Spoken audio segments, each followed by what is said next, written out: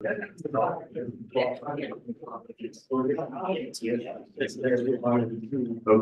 we are live. All right. Good morning, everyone.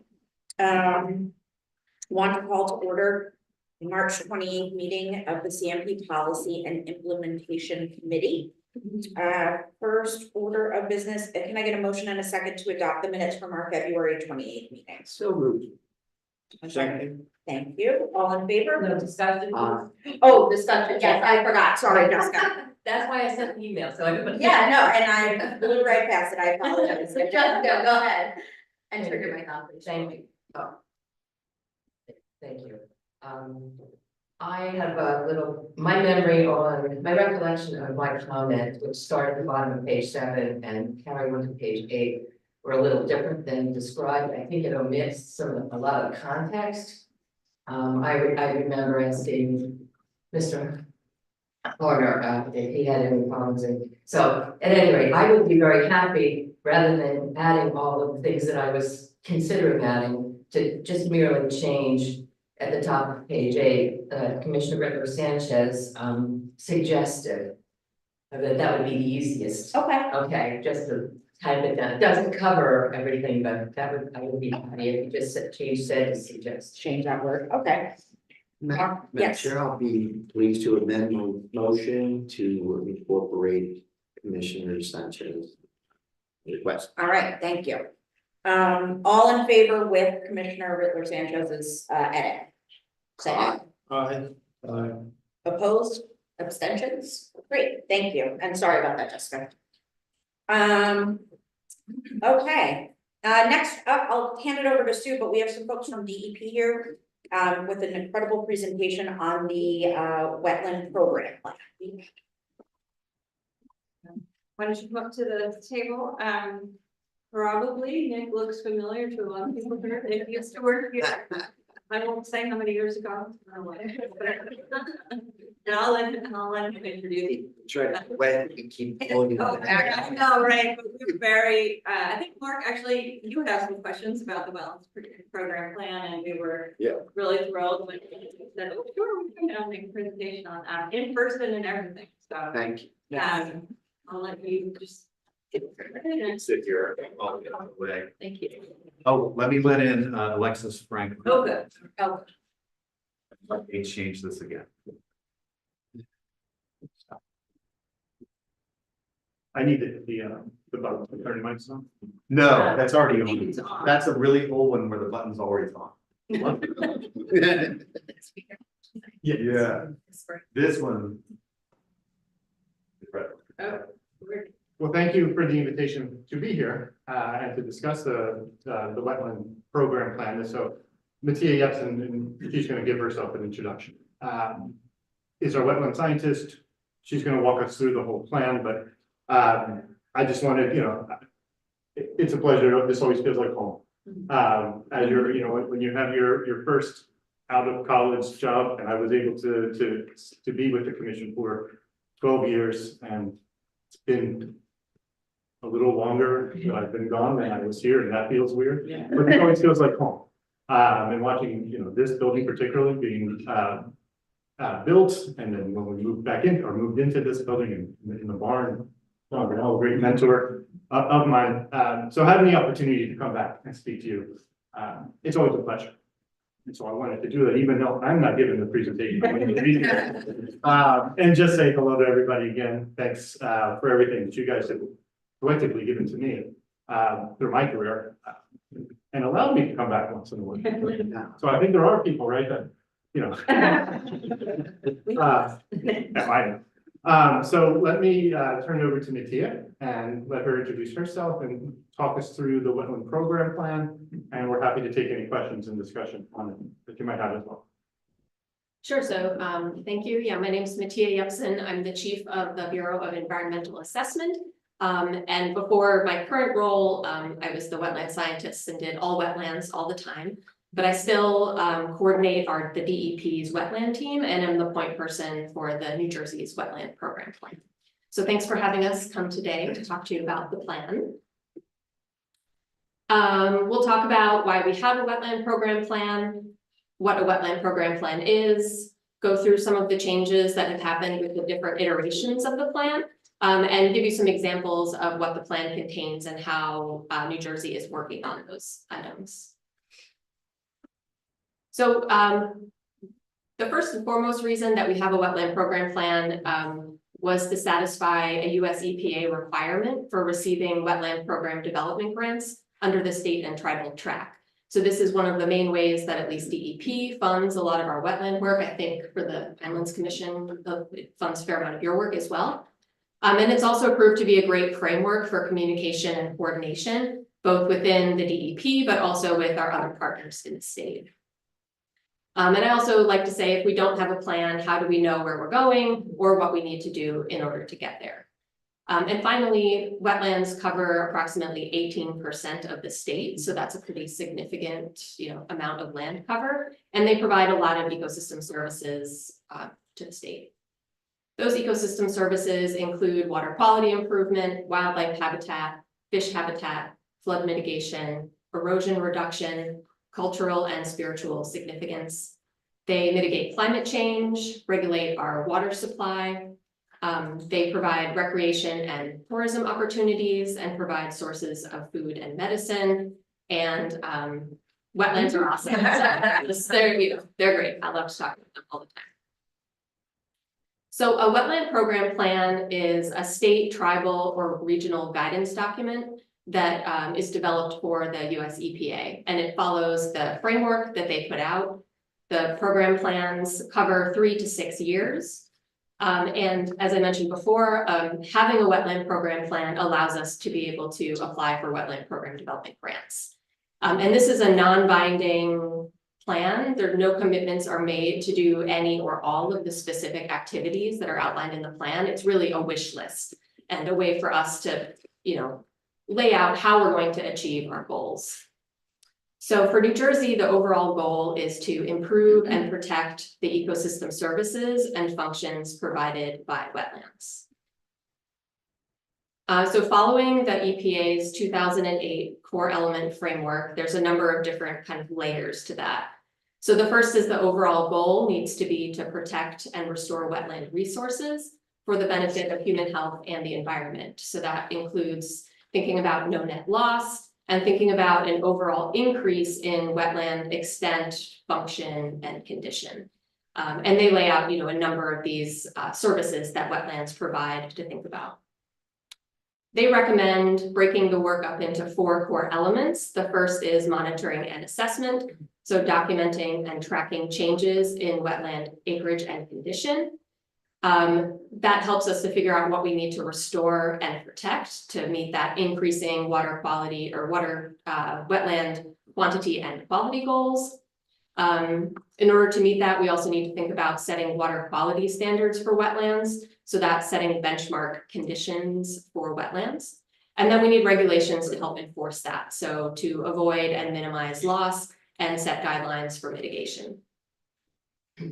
To accomplish those things, they recommend including public and private partnerships, agency coordination, and outreach and education.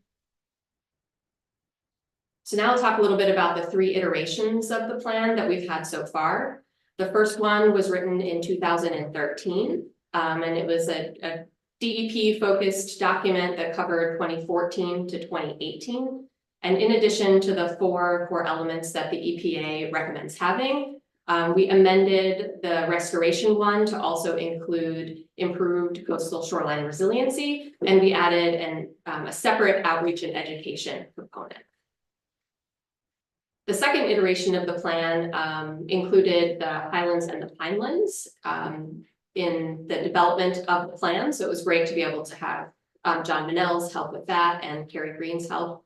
And we added an additional core element, which was adaptation, resilience, and mitigation in a changing climate. The current iteration of the plan, we also added the New Jersey Sports and Exposition Authority, so the Meadowlands. So we now have a even better representation across the state. And we added an environmental justice core element. We also attempted to weave environmental justice into the 6 other core elements. So this, the current iteration of the plan was written by an interdisciplinary team. We had 27 scientists from 17 programs within the New Jersey DEP, as well as several scientists from the Pinelands and Highlands Commission and the New Jersey Sports and Exposition Authority. So it's really a lot of people commenting and pulling together their ideas. We accomplished this by having, for each of the core elements, we held a workshop, so a couple-hour workshop, and we invited, all different folks to attend and think about what they wanted to have in there, and it really actually led to some interesting projects that we've developed after that, so it's really worthwhile. Our current wetland program plan has the list of contributors. There's an introduction that talks about why we have a wetland program plan. Then there are core element tables, which I'll show you an example of. That's really the meat of the document. What are the things we would like to be able to do? And then we have a pretty extensive historical progress narrative at the back of the document. So that lays out the history of New Jersey's wetland work as a state. And we are attempting to capture the reports and projects that people have completed in there as well. So this is what the core element tables look like. For each core element, there's a goal. For each core element, there is one or more objectives. For each objective, there is one or more actions. And for each action, there's one or more activities. And in total, I think there are between 400 and 500 different activities. So again, these are just kind of our wish list, not a requirement to fulfill them. And then there's also a timeline laid out for each activity when we thought we would be working on those things. Some of the activities are very discrete, like, a specific plan that needs to be written. Some of them are more ongoing activities that we need to do to have our wetland plan function. So I'll give you some little snippet overview of the different core elements and some of the activities that people have been working on within it.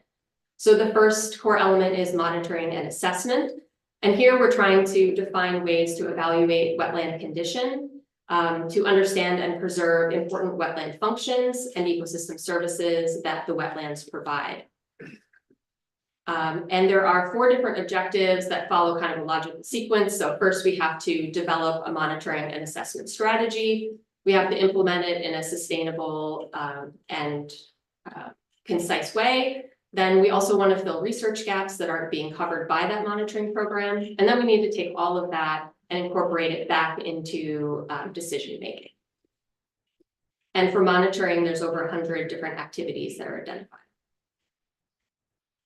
One of the main ones that DEP has been focusing on is trying to fill that first really primary spot of establishing a sustainable wetland monitoring network to research, monitor, and document trends.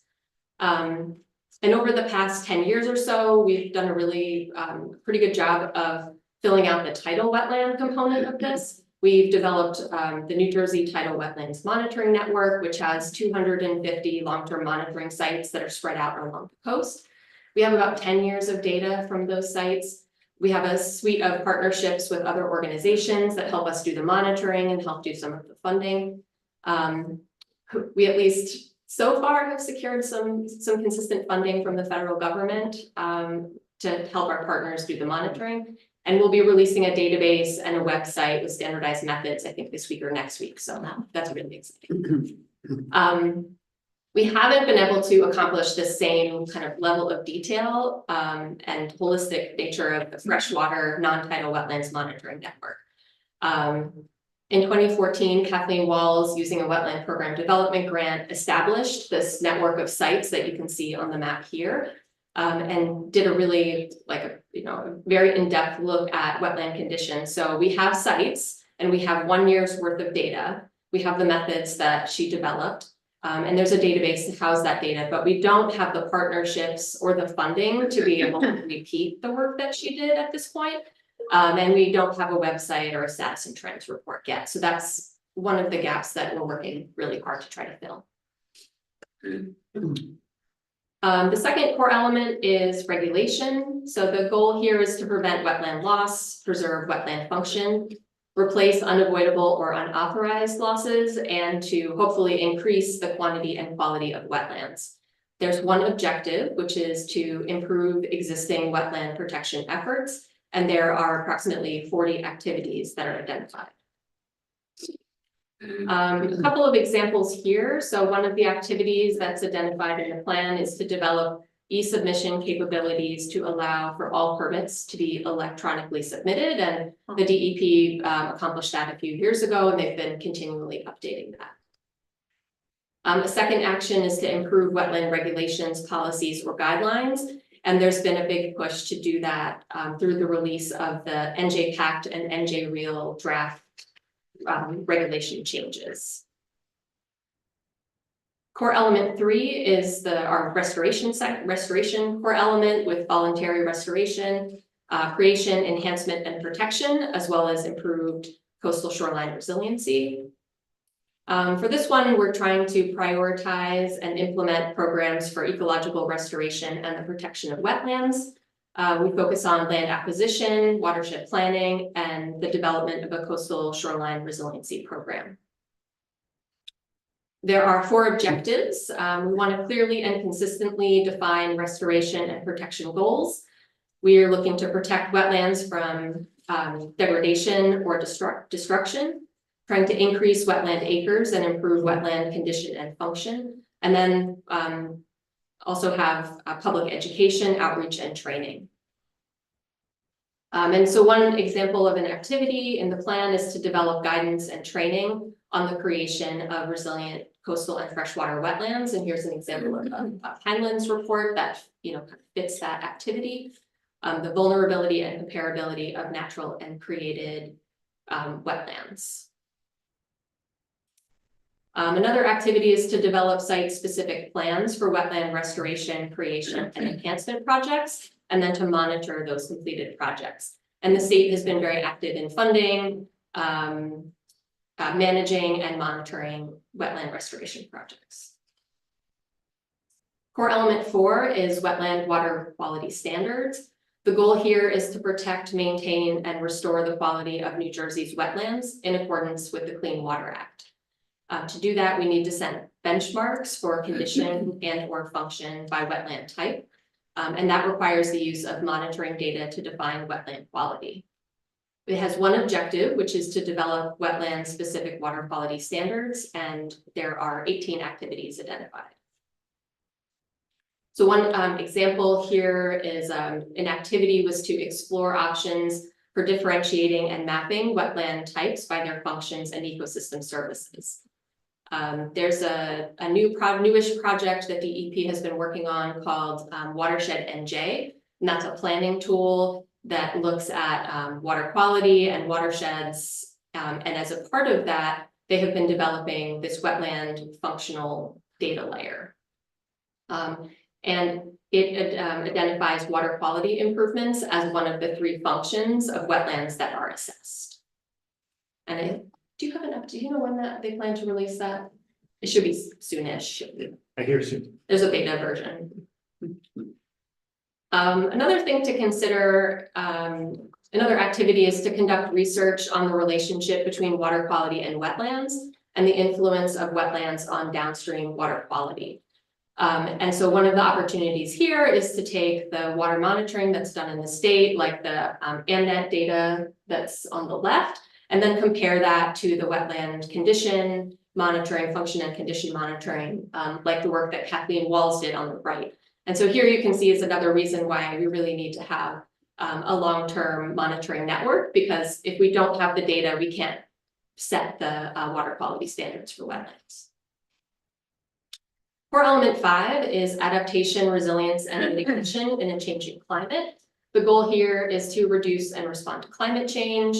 We are looking to improve wetland resiliency to climate change, maximize carbon sequestration, and ensure that coastal resilience plans and policies prioritize coastal ecosystems for habitat value and community resilience. There are 4 objectives in here around climate change. So again, trying to include, improve ecosystem resilience, develop strategic initiatives that identify and prioritize methodologies for tidal marsh and forest carbon sequestration projects, We're looking to develop and implement coastal resilience planning and actions to prioritize ecological-based community and habitat resilience.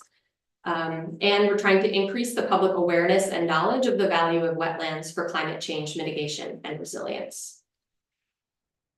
An example here, one of the objectives is to implement strategic initiatives that increase carbon sequestration in wetlands, such as the Natural and Working Land Strategy and the Regional Greenhouse Gas Initiative Strategic Funding Plan. So here, using Regional Greenhouse Gas Initiative funding, the department developed the Natural Climate Solutions Grant Program. And that has funded so far $15 million worth of tidal wetland restoration projects, specifically with the focus for carbon sequestration, but when you restore a wetland, you get all the other functions and services as well. And then they expect another round of funding for these types of projects to come out later this year.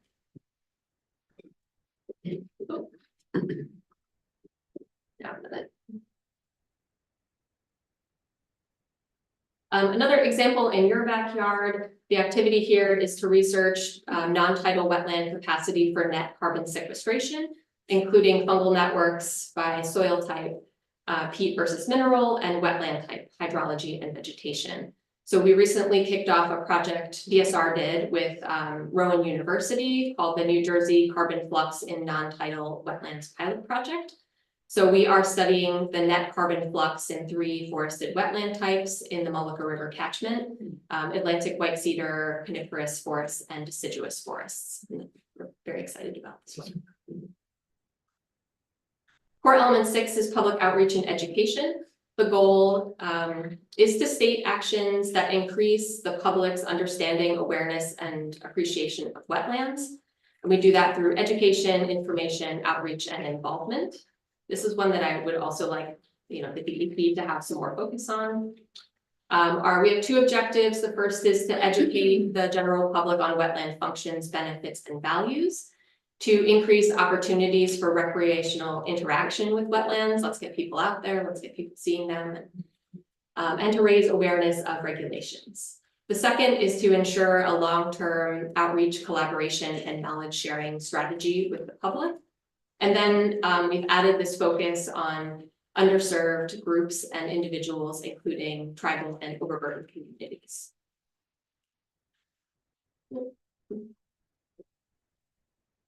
So one example here, the activity is to sponsor workshops and training opportunities. And last winter, the DEP partnered with the Nature Conservancy to hold a public workshop on the beneficial use of dredge material for salt marsh restoration.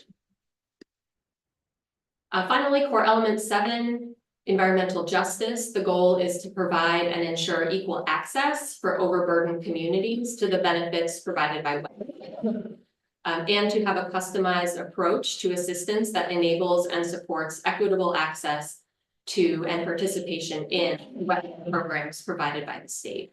And the objective is to enact principles of environmental justice in all facets of the DEP's wetland-related efforts. And there are 40 activities identified.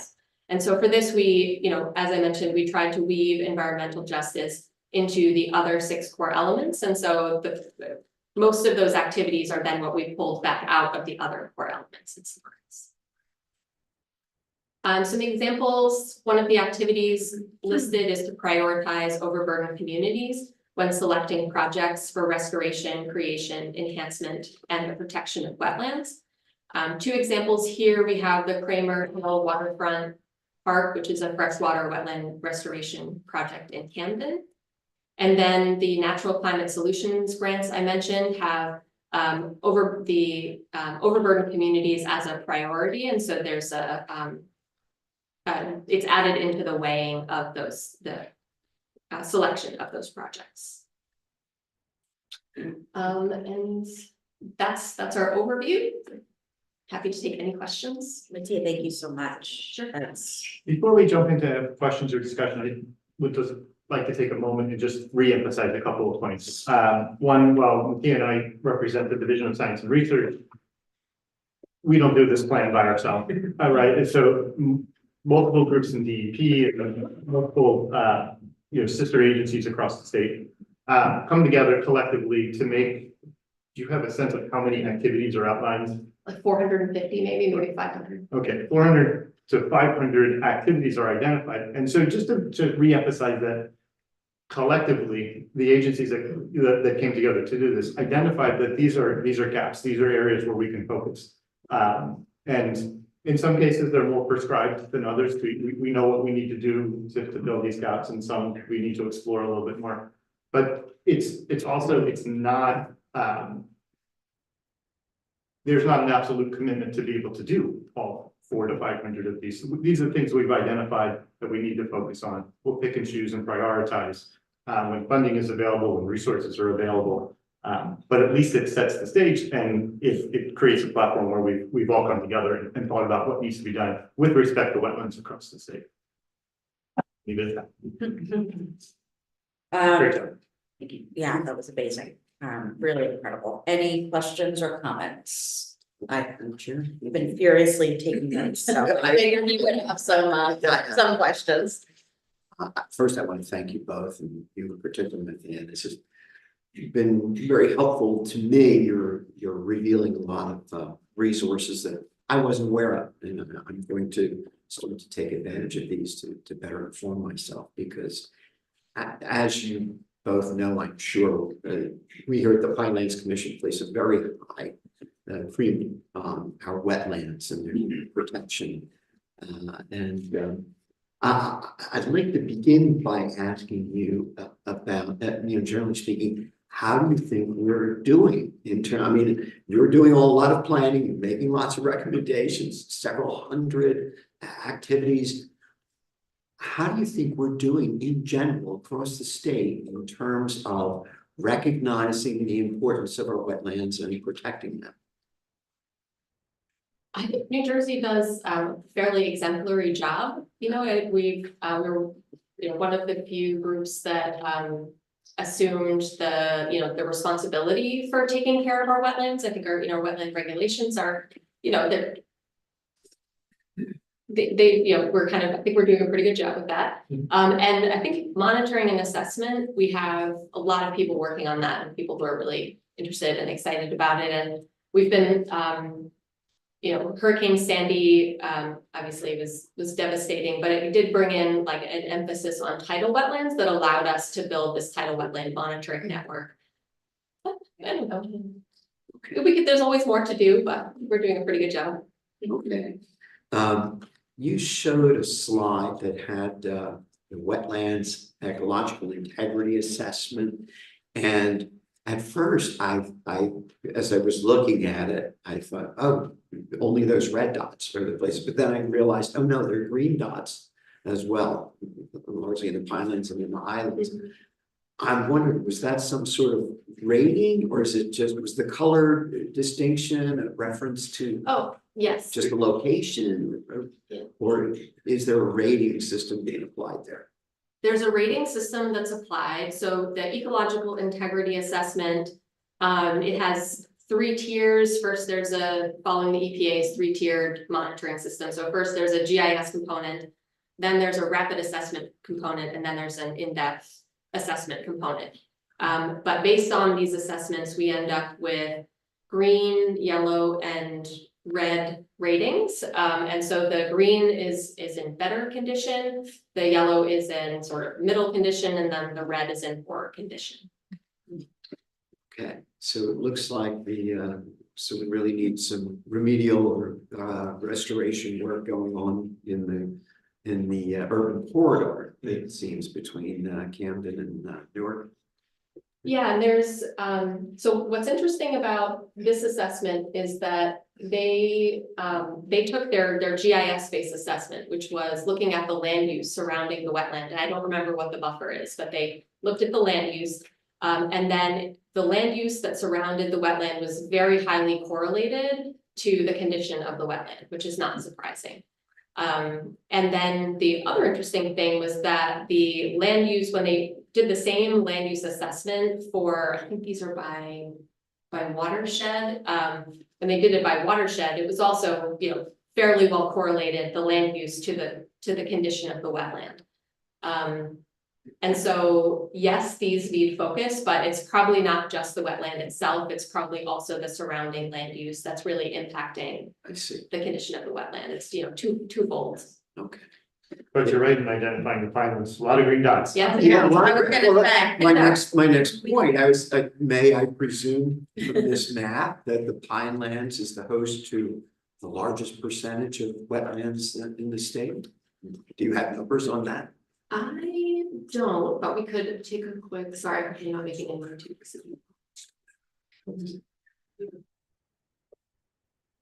This is really tiny, but any of the pale blue are wetlands. So you'll see that, there's Pinelands certainly have lots of wetlands, but there's also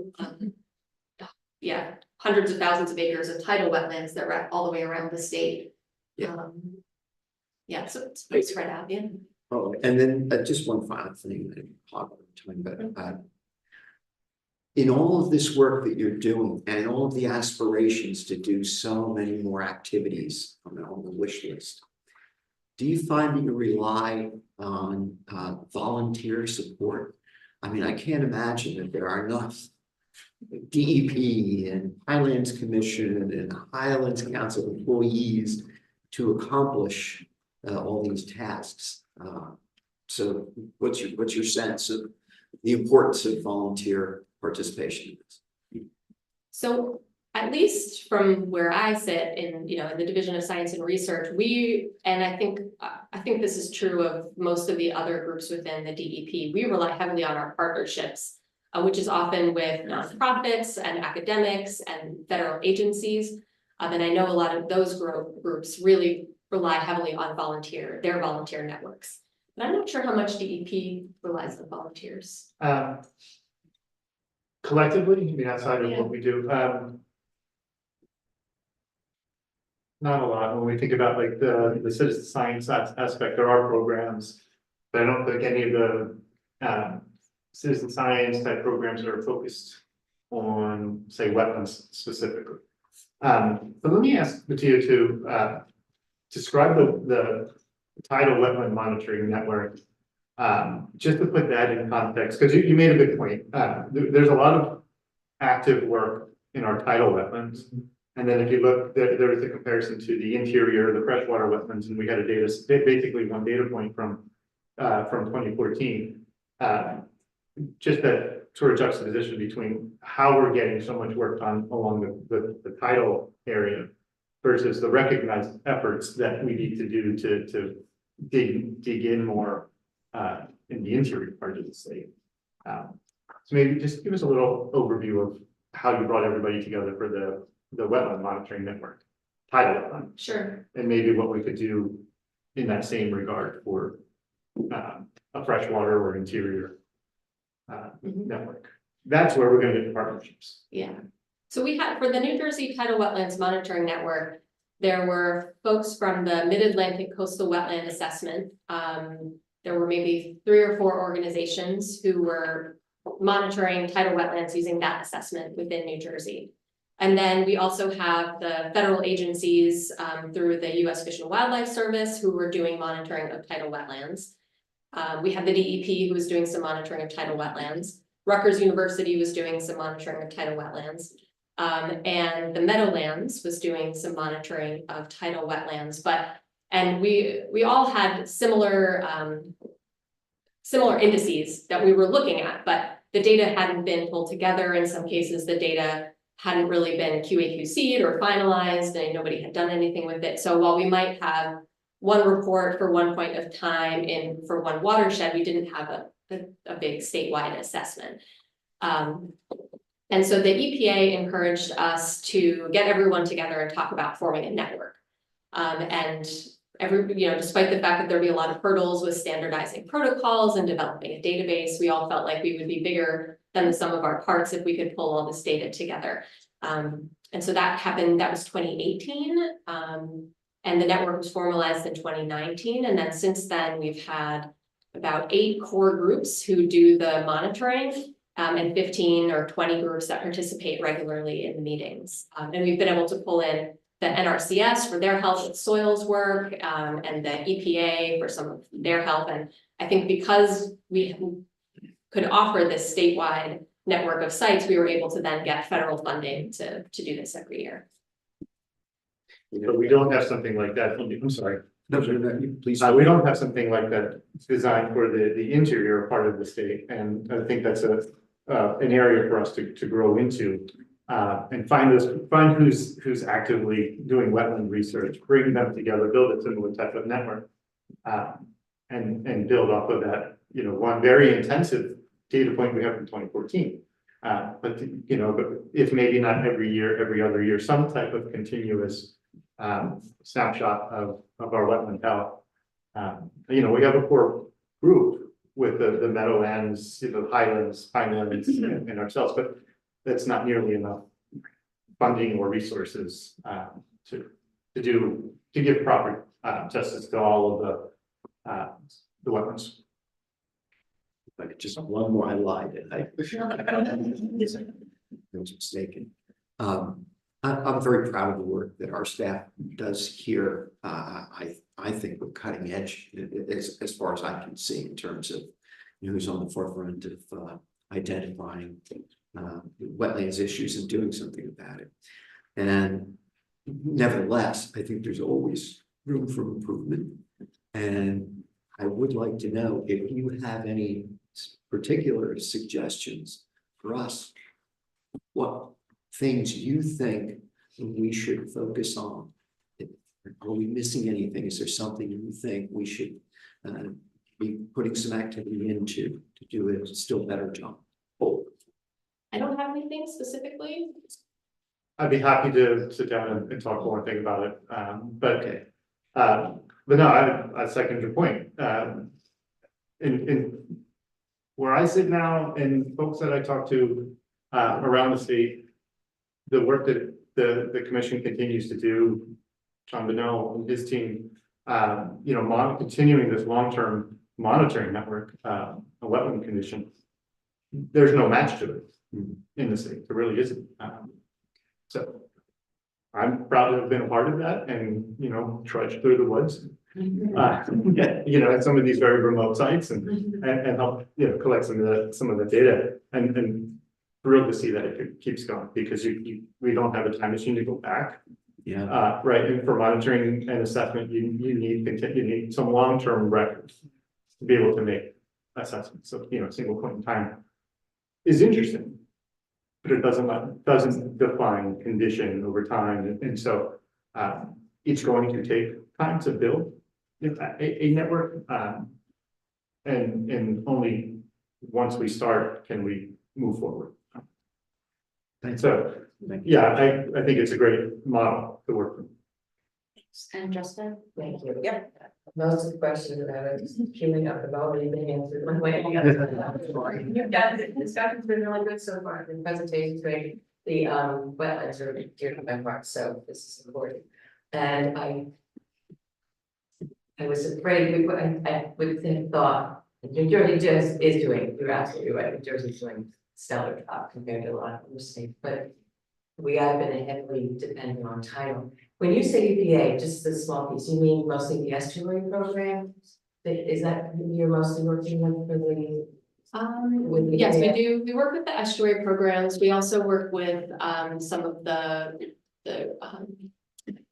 folks who manage the grants in Region 2, the Wetland Program Development grants in Region 2 have been really involved in encouraging us to do, to form the New Jersey Tidal Wetlands Monitoring Network to push our program forward. So we And Region 3 is not as active because that's the page. When we're thinking EPA Region 2, that's the region it includes New York, New Jersey, Puerto Rico, and the islands.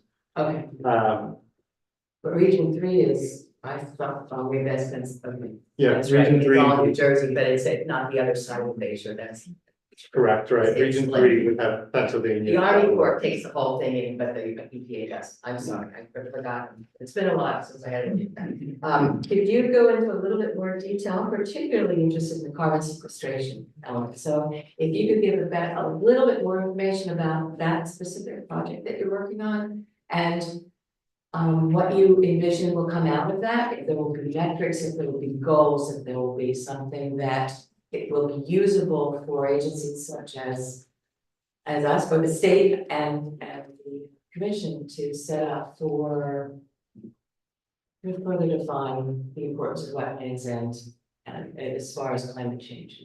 Are you thinking of the project with Rowan that we can start? Yeah. So, just as a little background, I think, as a community, wetland scientists have a relatively good grasp of the carbon sequestration, the carbon fluxes that happen in tidal wetlands. And that's really a lot driven, by salinity. There's a fair amount of research that's been done there. There's some commonly accepted,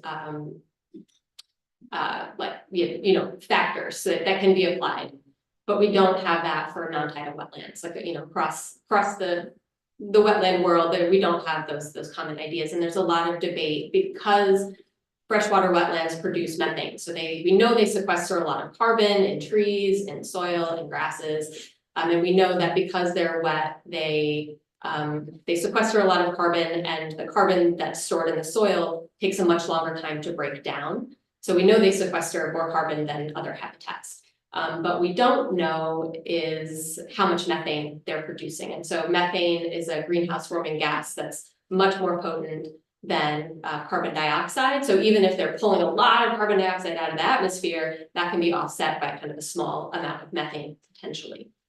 So this is a project to look at all of the fluxes within forested wetlands. So we're looking at how much carbon is being sequestered. We're using greenhouse gas chambers to measure carbon dioxide, nitrous oxide, and methane fluxes coming out of the soil, coming out of tree trunks, and then what's also in the groundwater, and then is being exported into creeks and ponds where it would then be emitted.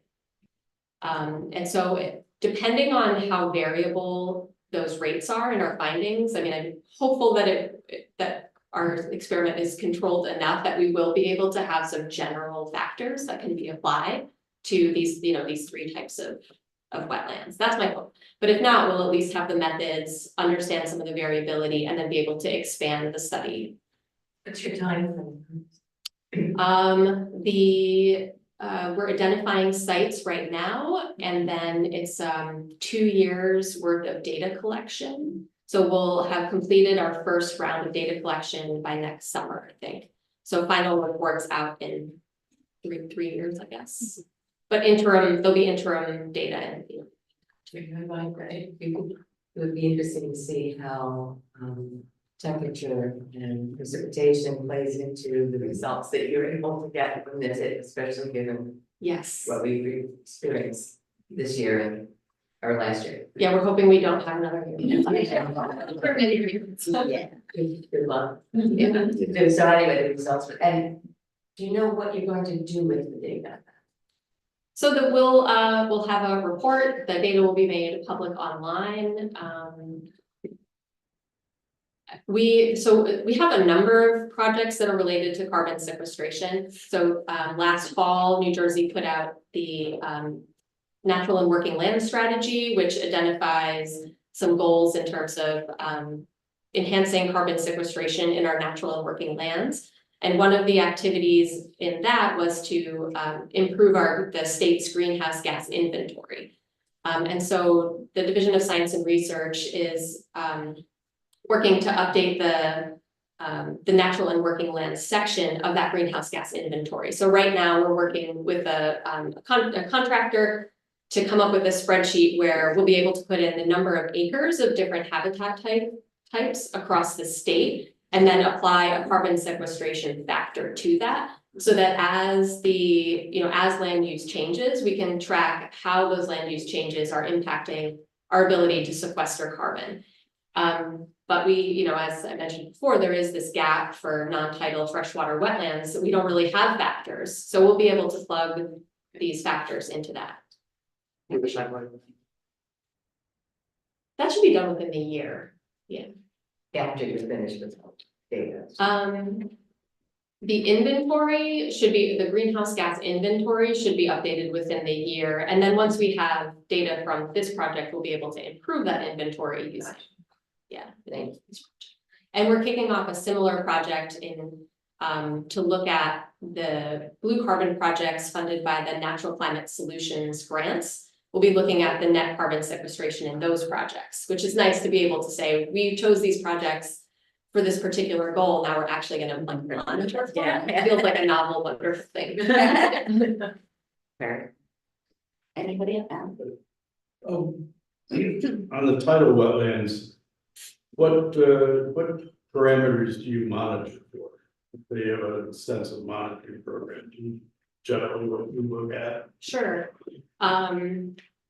So there's like the, you know, there's a three-tiered system where we do GIS-based assessments, and then there's a rapid assessment using the Mid-Atlantic Coastal Wetlands Assessment Protocol that we're trying to do across all 250 sites.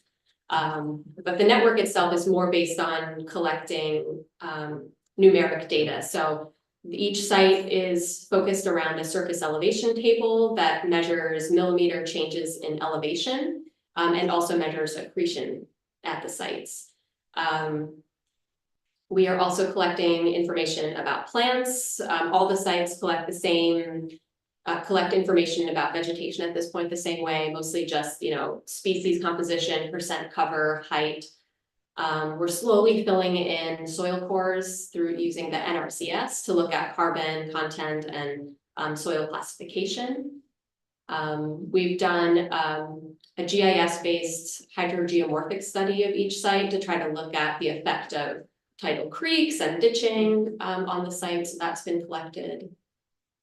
And there are a few other ones that we're working on. We're working on tidal inundation time as a group, and then also working on getting, so taking, right now the elevation measurements are just relative to the local benchmark, but we're hoping to go in and be able to survey each one so that it's surveyed into the global network, which would allow us to compare the elevation to NOAA tide gauges. So see where the wetland is sitting within the tidal zone.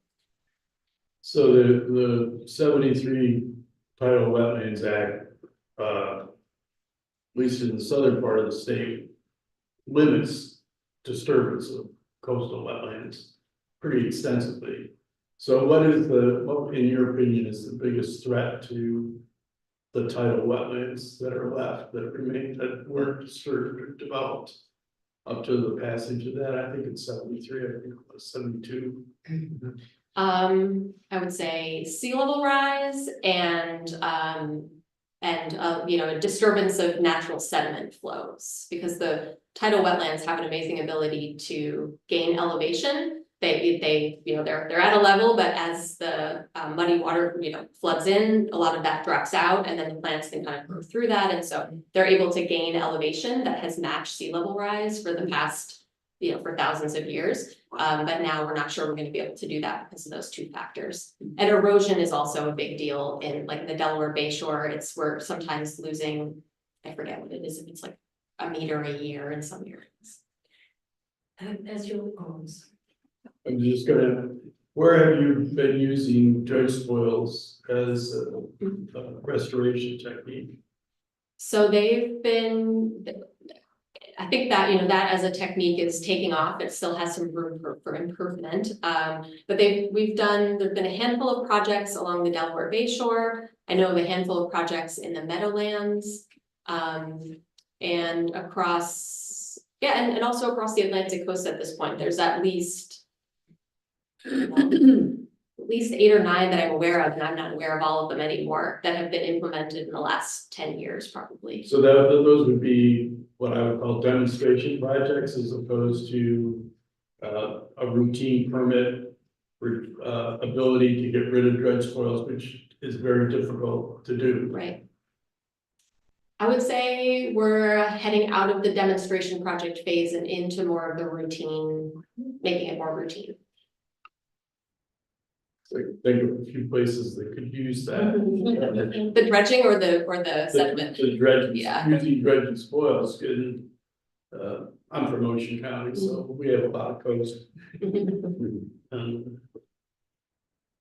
It's been very difficult to get DEP to allow any kind of shoreline mitigation. When you have erosion, the natural coastline, or whatever they call it now, seems to be an improvement. But I could see where most of the lagoons that were dredged from saltwater wetlands are privately owned, and they're full of sediment, and they need a place to get them dredged, and then trying to find a place to put that material is difficult, and I'm glad that it's not public, because I didn't have to be involved in it. But the same people who want the lagoons dredged to the people who oppose the use of dredge spoils, you know. Oh, yeah, Get a smaller boat. it started out as just federal and state agencies, you know, pulling these pilot projects together. And then since that time, I think it's expanded to where, you know, when it's a federal or state dredging project, it's becoming more routine to use it. And I think then the next phase is to be able to figure out how to kind of transfer that information and that confidence to the municipal and private folks. So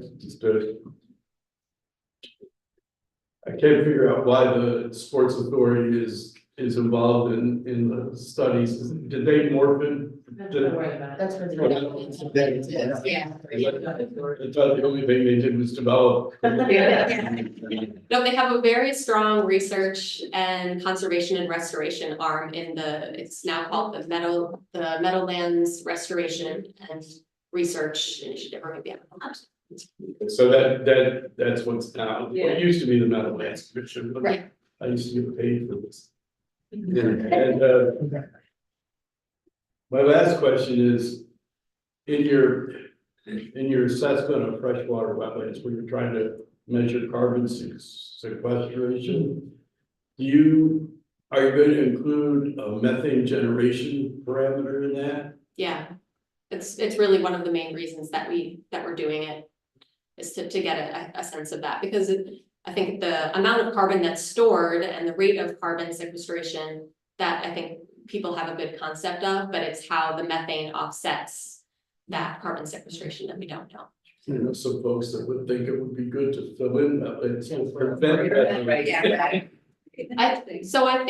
I think the wetlands have so many functions and services, they're valued for so many reasons, that if for some reason certain types of forested wetlands don't end up being like a slam dunk for carbon sequestration, they're a slam dunk for many other things. So I hope we don't have to worry about that. Yeah. So my last question, does the department have acquisition funds for tidal wetlands? Do they give any priority to that? At least in Ocean County, a large part of the shoreline is already in federal, state, or county ownership. I think there are some fairly large tracts that are not on the actual water's edge, but they're still tidal wetlands, and they I'll do my best to to develop, but they, you know, we get into a situation where they apply for public acquisition, and there's a reluctance to do it because there's no development potential. So in essence, they're already preserved, but they're preserved at the private property owner's expense, not the public's expense. So do you have funding for that at any significant level? I'll do my best to give you an answer that might not satisfy you. From our perspective in science and research, I can say there are programs that do acquisition. Our Green Acres programs or Fish and Wildlife programs, even some Blue Acres programs. But I can't sit here and say how much funding and how they're prioritizing. It's just, we're a big agency, you know that. And, Yeah. But the Fed's Land and Water Conservation Program is back funded, right? I'm not aware. Okay. We are looking at how so as sea level rises, more and more of the coast will be flooded, as you're mentioning. And in some circumstances, if those areas aren't developed or hardened, they could turn into the wetlands of the future. And so we are looking at some mechanisms to figure out, how can we protect those areas? And so, I don't know, but potentially incentives for people to not harden those areas and to maintain them for natural marsh transgression, could be an option, but that's just in the infancy. I did have that thought to the presentation, which I thought was very interesting. Appreciate your coming down here. Is as sea level rises and freshwater wetlands become impacted by saltwater, do they morph into saltwater wetlands eventually? The hope is yes.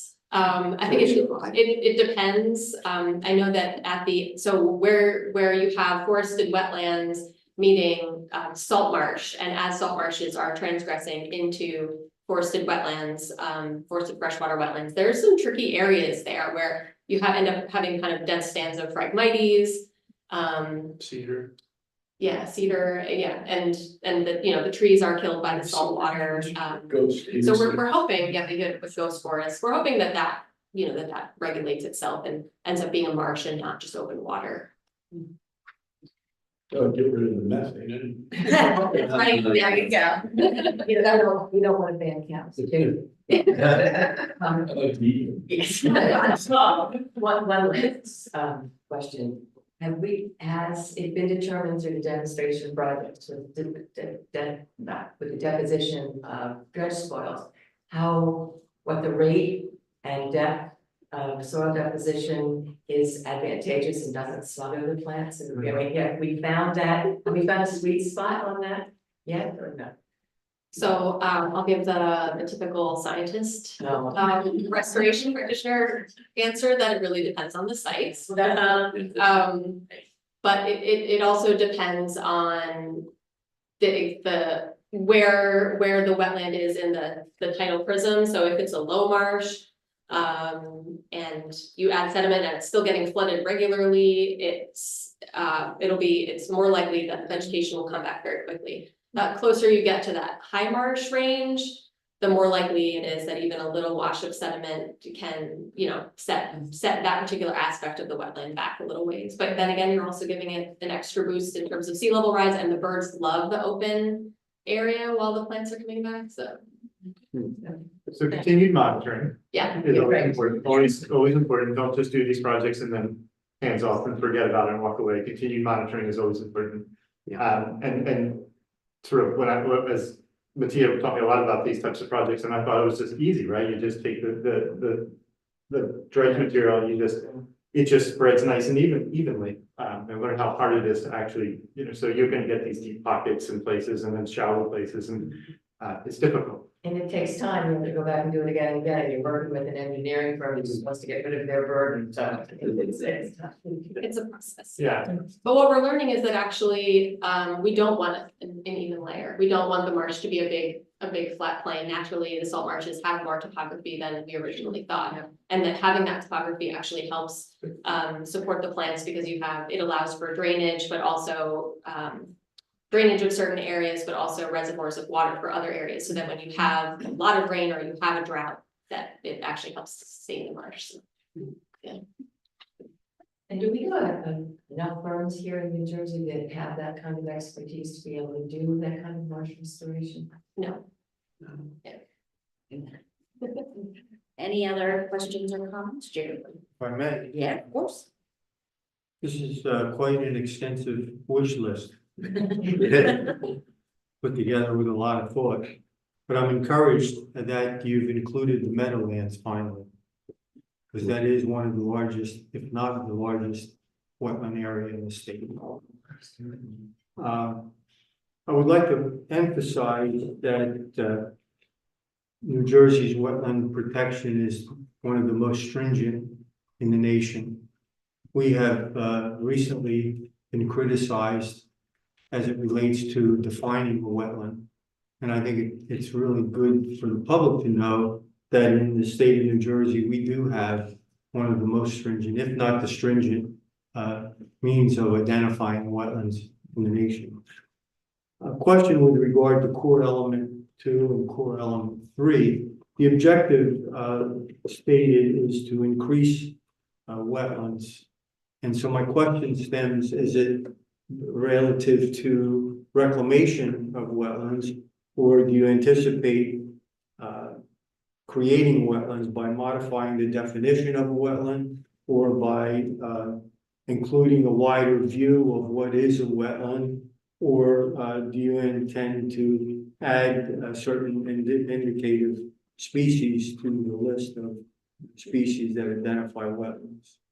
What's your thoughts on that? Big step. I haven't heard any discussion, so this is, we're in the research arm, so we're not heavily involved in the regulatory definitions or regulations. But haven't heard any discussion of expanding the definitions of wetlands or adding species. So my guess is that is more focused on finding opportunities to definitely restore wetlands, but also create wetlands. Through reclamation as opposed to by definition. Yes, I think I understand your question. What, yeah, through restoration, mitigation, Right. and towards the more, if you will, more towards that idea of no net loss. So ensuring that we gain more than we're losing. The reason for Unfortunately, that we is still lose wetlands through. the reason for that question, of course, is that for some, it's very confusing as to the limits and areas of a wetland, and it is subject to the beauties in the eye of the beholder, should I say. The other question that I have is, I noticed that you intend to have 3-day seminar to certify what we call floodplain managers or floodplain analysis. Could you expand on that at all? I think I can. I can't. No, but we can ask whoever suggested that and get back to But I you. mean, it's one of the, Yeah, it's one of the activities. right. So we had, 27 people from across Sure. DEP, putting things in, but I'd be happy to. Yeah, To get back I'm to you. just curious about Yeah. because certification carries with it some weight, and just wanted to know where your thoughts are. Yeah, Thank you. sure. Any other questions or comments now? I just have Jerry's question about the delineation of wetlands, which has been an issue here. Sparked what I thought was interesting. I serve on a natural lands committee in Ocean County, and there had been some questions about how accurate the DEP wetlands mapping GIS layers were versus the reality. And it's important when you do an appraisal to see how, because the value is based on the upland more than the wetlands. So we had a piece of property that we looked at, and we brought in, using the state's definition of freshwater wetland, marked it in the field with appropriate staff from a consulting firm, and then measured the difference between what the state's wetlands mapping was versus the effort in the field verification. The difference was 1/4 of an acre, hardly worth the cost of doing the field verification. So you should be happy to know that your maps are fairly accurate. At least, I don't know if it could be replicated everywhere, but in this particular case, they were right on. I'll take that. Yeah, that's great. Yeah. I would lean in and say, I don't know that you'd find that level of accuracy all, across the state, but then to know that it does do a good job of aligning with, because nothing beats the field-based, assessment.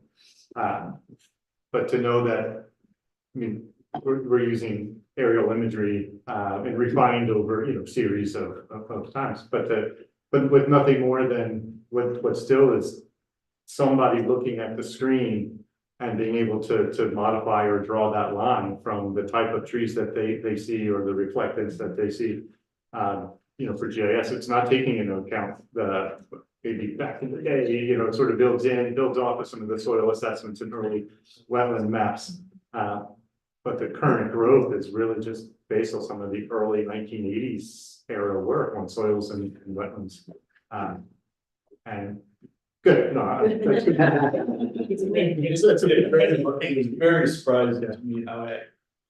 They're trying to improve the accuracy. Right now, the Bureau of GIS around 2020 hired two groups to they picked two areas of the state that they felt were representative and had them use sort of like newer GIS technology, machine learning, use the use of LiDAR, and a few other different methods to try to improve the wetland maps in those two areas.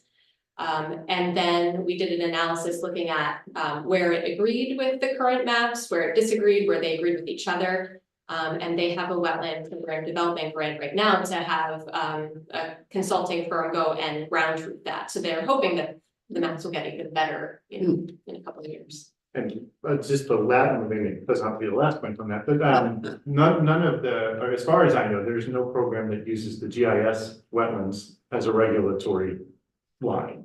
It's guidance. Right. Yeah. So it's the regulation is based on the on-site, real world delineations. JB, do you wanna? I just have two comments.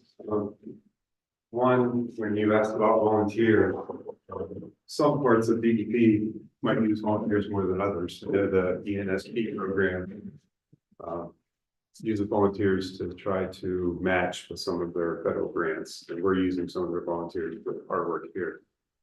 And the other thing I wanted to mention was one way to increase wetlands is better mapping. Mm-hmm. So when we mapped almost 6,000 natural ponds, excavated ponds and stormwater basins, we increased the amount of known wetlands in the state just because we mapped at a finer detail than the land use state. So that's what you're. Any other questions or comments? All right, thank you both very, very much. Really, really informative, really great work, and thank you for making the trip and Thanks for having us. Thanks for the. Okay.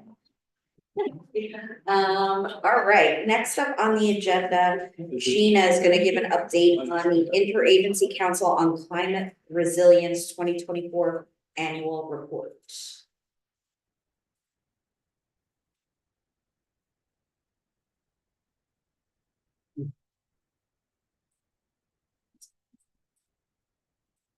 Would you like the remote? Yeah.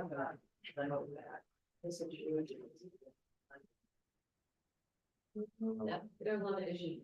There were 2 weeks. I started to really thought I was.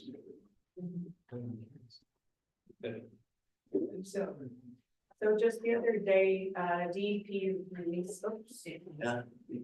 stays on for me. DEP released their annual report from the Interagency Council on Climate Change and all their work.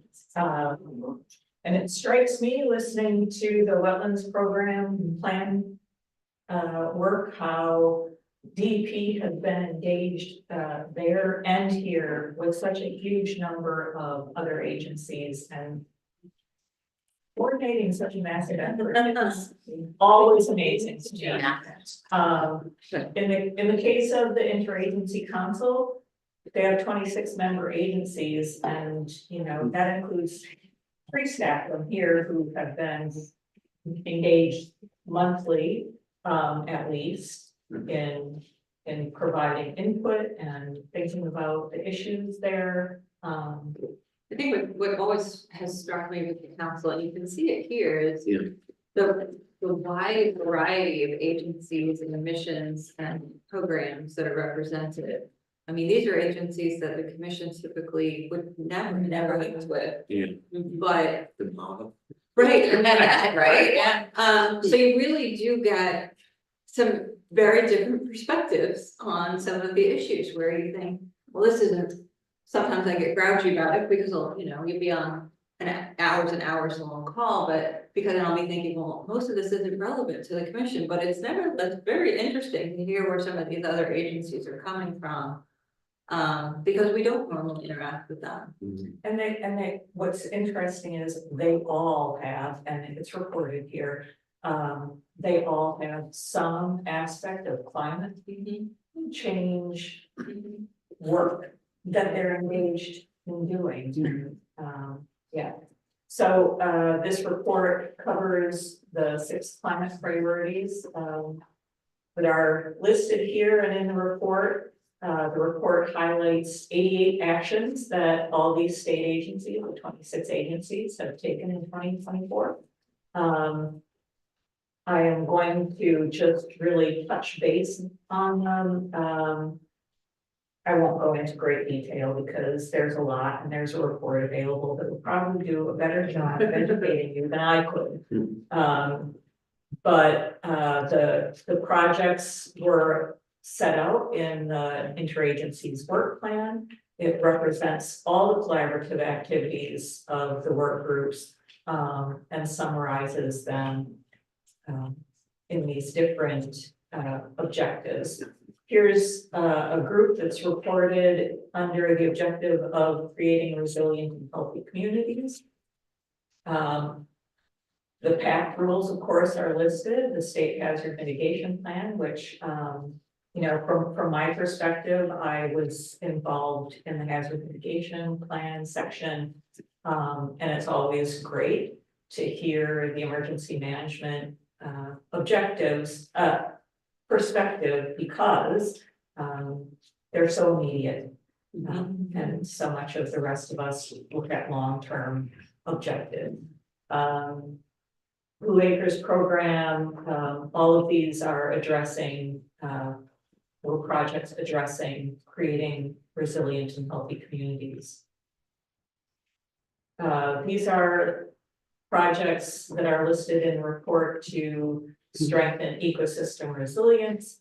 The Pinelands projects are listed under this. I'll touch base on those a little further, but you can see Department of Agriculture, Transportation, the Sports Authority, NDP are all working on these climate focused projects. As I said, the Pinelands projects that are included in the plan, the report, I'm sorry, are listed here. We provided information on our water management rule amendment and how that can help with ecosystem and frankly community resilience. The Pinelands Management Area Vulnerability Assessment that came out of the request of your climate committee is included. And then the Pinelands Conservation Fund acquisition priorities, if you'll remember, have those climate and environmental justice priorities included in the evaluation matrix. So those are all listed in the annual report. The report looks at projects that promote coordinated governance, and they really look at these work by the DP, OEM, Department of Transportation, and who is Department of Banking and Insurance. Thank you. Yeah. Yeah. So that's coordinated governance, trying to make all the programs work together. Information, everybody tries hard to get information out there, and you know, I think DP, you can see, is doing the bulk of that work, but the Department of Education has a climate plank in the platform of education for K through 12 as well. Climate informed investments. And I included the Pinelands Infrastructure Bank Bond Act because we have that role in infrastructure and financing. But here is the list of things that agencies are doing, providing financial assistance to private sector work, but you know, so many other actions for storm recovery, hazard assessment, and all of that. There is, of course, the Coastal Resilience Plan. And this huge chunk of funding for a 5-year program to support the coastal management program and make it more climate ready. And interestingly, there's that monitoring and assessment work that is included and you've heard discussed here already today. For our purposes, I thought we could highlight takeaways and next steps. As I mentioned before, this is a high level of effort across all agencies, so many agencies in the state. And it's just very impressive, the level of coordination that has to happen and the commitment of those agencies and the time required of staff that might otherwise be doing other work. Just saying that. Very delicate way. Saying what I've been saying more related for 20 years. But this is for a small agency like the commission, being an active participant in this effort is a huge challenge. There are so many meetings, and not just meetings, but assignments. Please write this summary. Please, review this. Please prepare, this section of a report. It's a lot when you have to fit that in with your current staff and all the projects that your agency is doing separate and apart from this. And I know the commission is not the only small agency with those same concerns. The Highlands Council, same problem, trying to get funding for, a specific staff person who could play a more active role and help the commission, be more of a participant, has not been successful. And so we're doing the best we can here and there, but it's been a challenge. And I think that leads into the next point, the continued need for coordination. The commission would really benefit from that more dedicated point person, because there is so much work going on. And there is some funding, there was funding out there. And if we could tie in better and in a more focused way, I think that would be beneficial, because there are other projects, perhaps we get information from them that we wouldn't get otherwise. So it's a great effort, not saying it's not a great effort, it is, but there's so much tie-in that we might benefit from if we had the ability to focus more on it. Things that I noted that are activities that intersect with our current goals and projects, open space acquisition, obviously. They're ready to be resilient stormwater and resilience funding program. I tried to get a little more information on that. I wasn't successful quite yet. Apparently there's some funding program out there that helps with resilient stormwater projects, but I would like to dig a little deeper into that and see how it could affect the Pinelands area. And we're just saying funding is a touchy subject these days, because you don't know, right? Depending on where that money is coming the from. source, right? Yeah, right. And maybe that's why I wasn't able, maybe it's so and infrastructure, which ties into the stormwater, we have the Pinelands Infrastructure Trust Fund. The commission did a master plan amendment in 2019. We're now 6 years on. A couple of projects seem to be making progress, but there might be an opportunity, if there's under resilience funding, to think about whether that master plan is right for another amendment. Just throwing that out there too. And other next steps to think about in terms of climate science and change and work plan, watershed improvement plans. Sue and I talked with EP staff about the watershed improvement plans that are required of municipalities to address total maximum daily load issues, and to see how the commission might play a role in those, other than just reviewing municipal master plan amendments. We'll keep thinking about that and looking at it. I don't think, the meeting we had was conclusive in any way, but we'll get back to you when we come up with more information on it. And of course, community planning for resilience and our role, performance role. That's a role we have to play. So that's really it. That's the summary that I have. The link is there provided for you. If you want to go research it for yourself, it's published now. So. Right, Jessica?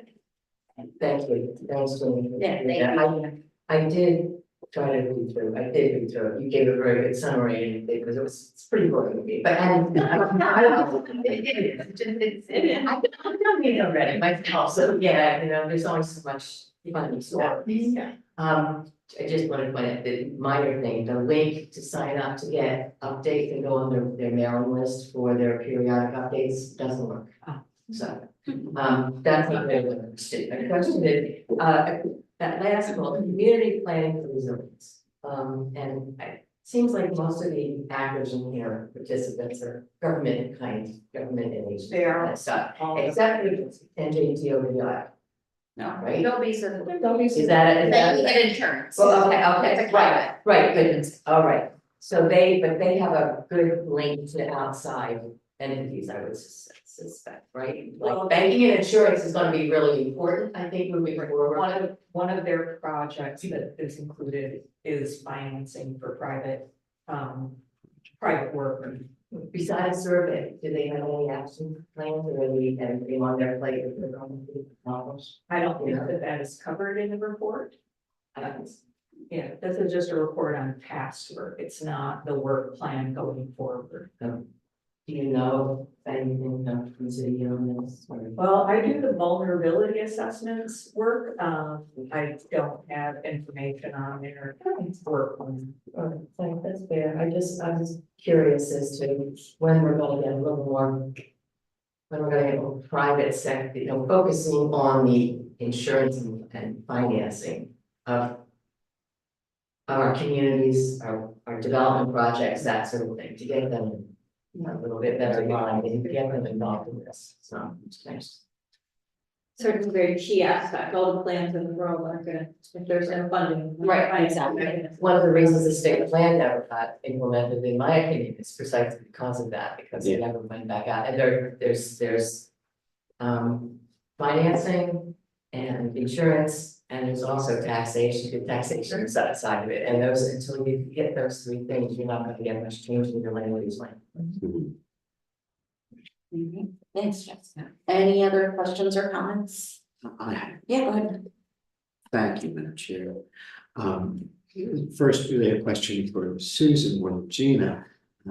Susan, from what you were saying, are you hinting that maybe if we collaborated with the Highlands Council to try to lobby the Governor's office for an extra staff person who could be dedicated to this work, that maybe there would be some interest in it? I mean, I hadn't thought of it quite that way. If we partnered with, maybe we could share a person. I don't know. I know that the council has made similar requests to ours for the last several years and also not received the requested funding. So, I mean, to that extent, we are discussing it with them. We do chat frequently about our shared frustrations, but perhaps, perhaps there are ways to get more staff resources if we collaborate and share. I don't know. And then the other comment I wanted to make to you, you referenced that K-12 education plank that's in there. And I thought, as you were talking about it, that we have such a great education function here. Paul and Joel regularly doing education programs that are perfect for the K-12 courses, particularly that World Water Monitoring Day program that you guys put together. It's excellent. And I've always thought, gee, rather than just attracting the regional students that we do, wouldn't it be great if there were some kind of state support for, getting the word out to high schools and middle schools and elementary schools around the state saying, if you really want to get your hands dirty, learning more about climate issues, the Pinelands Commission has got these great programs, and here's how you go get involved. And I thought to sell to the council. Paul, what was the thing that we did with Stockton? Was That was Joel was Joel working with them. them on some curriculum, right? Yes, that was last year, I think. And talking about the programs that he does. He has a full schedule, I can tell you that as it is. Include that in the We had Cinnamon Just do it in Cinnamon the classroom, here yesterday. bring in more kids. Yes, and we have schoolers coming here soon. Wow. And we use the exhibits here. We have a very full schedule for the number of people we have to do it. Mark, what you said reminded me, the educational effort. I sat in on a UNESCO biosphere working group meeting last month or so, and they had a young woman from the northern reaches of Scotland. Oh. Bundled up and sitting by her fire. She was pretty cold and clear. It was very funny. But one of the things she talked about was education and curriculum and climate change and how important it is to bring those efforts to the local level of small children and show them specifically their houses and their homes and their schools and where they're located on the map to make those connections. And it was just fascinating from a very global perspective, which is what Joel, is trying to do every day, bringing the kids here, taking them out of the forest, showing them this is where you live. It's so important, and not something we've really talked about at any of the interagency climate meetings, but we should. But somebody's doing it. Someone's doing it, and we're doing parts of that. We should. We're going to have it, please. We just want a bigger audience. Yeah. All right, thank you. Any other questions or comments for Gina? All right, thank you. Thanks, Gina, very much. All right, next up is public comments. I don't know if we had anybody in the room sign up. Seeing no hands, nothing. All right, so phone number is up if you are watching or listening in our home audience and would like to provide public comment. Please dial the number on the screen, give it a minute. We have 9 people watching, so. Well, Hi, Dad. Could be. we're waiting Yes, go ahead, Adam. for the callers or non-callers, hopefully. You deal with the mosquito commissions at all? Have any interaction with them? Because there's nobody that's out in March more than they are. Right, I have not, but I know that Forsyth National Wildlife Refuge, they have been partnering with the Mosquito Commission in their wetland restoration projects. They have a good partnership together, it's a good model. Because I know that in Ocean, if you look at the old aerial photos, you see the salt marshes with the ditches straight across, and Ocean County has changed their approach to a more naturalistic approach to get the to get rid of that rigid control system they had. Yeah. But they're out there all the time, they're doing water sampling, they're doing, sampling for larvae. In Ocean County's place, they have an Air Force, might be helpful, spraying season. It's and it could be a resource that shouldn't be overlooked. And they tend to be, people forget about them until they call them for spraying. Yeah. It's a good standard. It's a good point. What about the greenhead flies on the bay side? Vicious. You think those people deserve green. All right, any callers? There are no callers. All right, I'm shutting it down. Just proves what a great job we did with the press. Yes, exactly. Yeah, no, and again, thank you to the DEP folks for coming and your presentation, really thought provoking and a lot of information. And hopefully, some good ideas from our discussion as well. And thank you, Gina, for reading that one for us. Any other comments? This was a terrific meeting. Yeah. I really appreciate it. Thank you. Yeah. Good. Anybody else? All right, can I get a motion and a second to adjourn? We'll adjourn. All in favor? All right.